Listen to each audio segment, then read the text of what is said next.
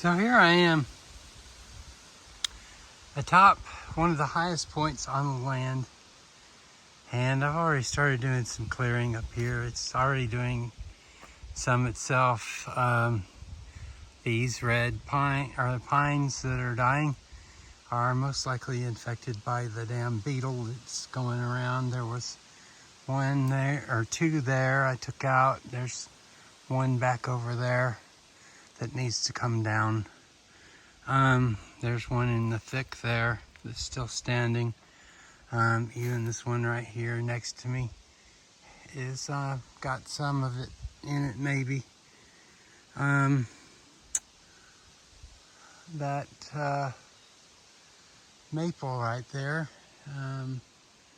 is 90% dead, except for, I think, on the other side of it there's a limb that comes out where it's not. And I guess there it goes over there too, where it's not. As you can see, there's a considerable, drop off down there.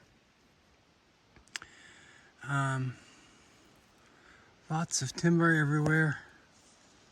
And these poor pines get choked out by these damn maples that just grow so much faster than they can. And you wind up with all this dead wood at the bottom. And oh man, look at this. This is just amazing. So look at this tree stump. There's a rock right there. And there's one right there as well. And apparently they were here in the ground when the tree fell over. And when the tree fell, they stayed lodged in the roots as it came up, toppled.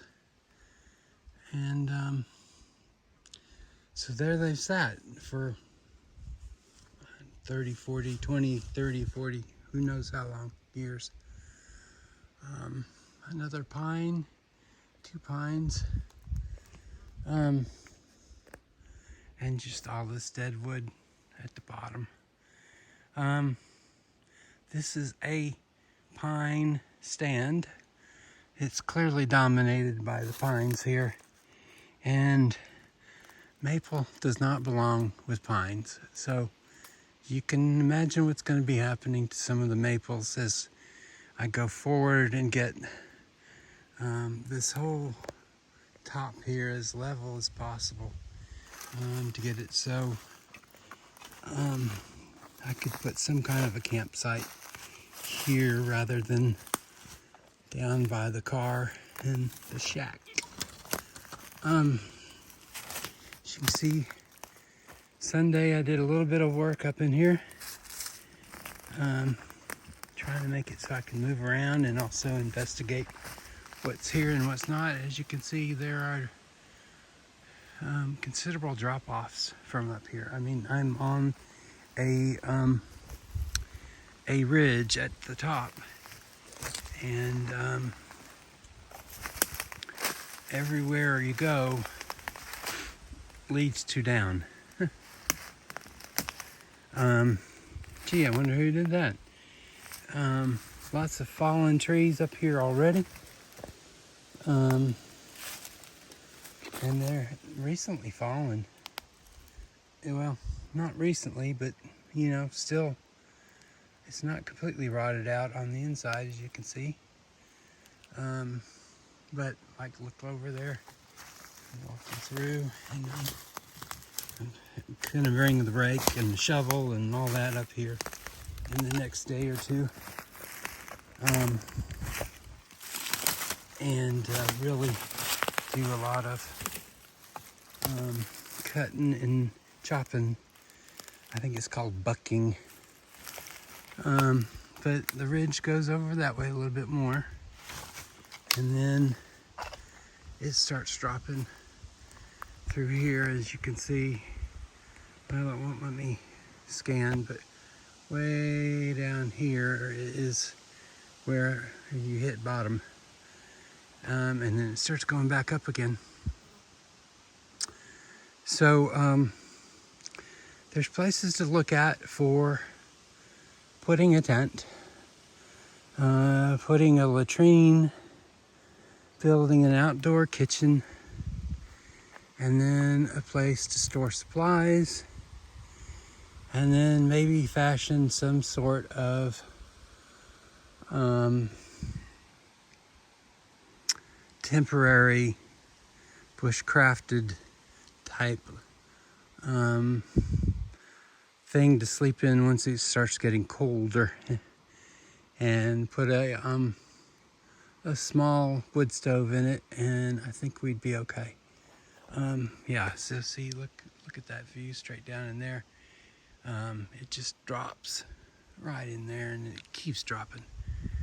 So this is a good spot, really good spot.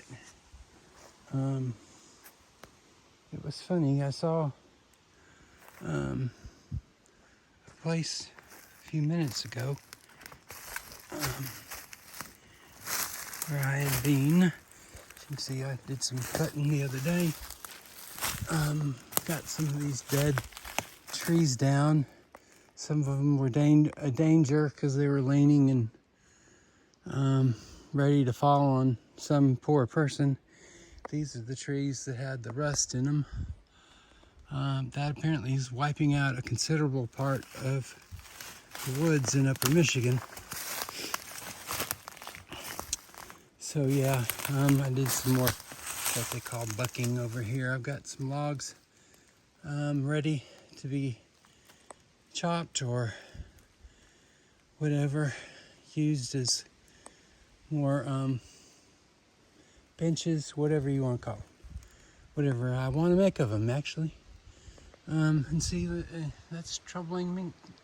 I don't know if that's evidence that the beetles are here, or just that the tree's not getting enough sunlight, or what. So that's something I'm going to have to look into more.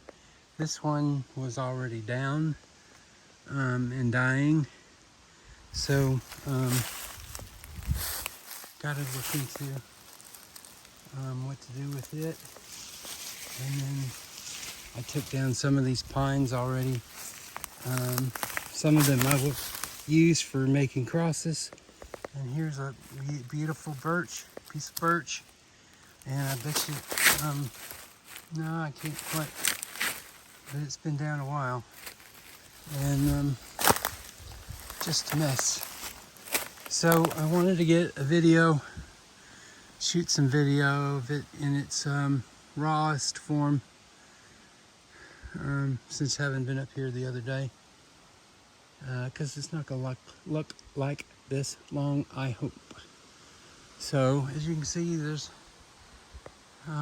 considerable clearing that goes on above us.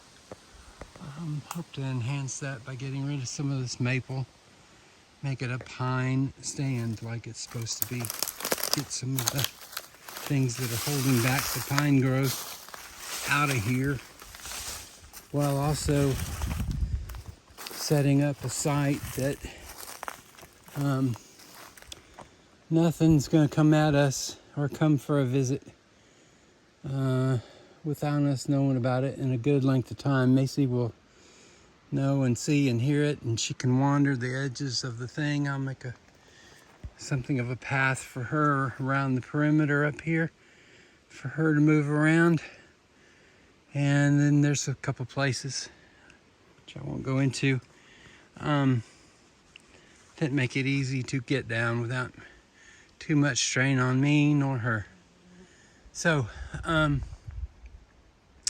took a while to get up here today because I brought the chainsaw and this debarker tool with me to clear the path on the way up, and also to start forging a way to make it easier for Macy to make the climb, and easier on me to make the climb and the descent. So I'll close with a shot of gosh, it just really is bright, isn't it? The tree stump, it looks so beautiful. My grandfather would go absolutely bonkers over that. So anyway, Once I get a better view of it, get some of this wood out of here and burnt, I'll get a better picture of it. I don't think I'm going to take that out. That's too priceless and beautiful to mess with. And some things in nature you just don't dismantle. So, okay, I'm going to head back down to the present camp site and get some water, get out of these wet clothes, and thanks for watching.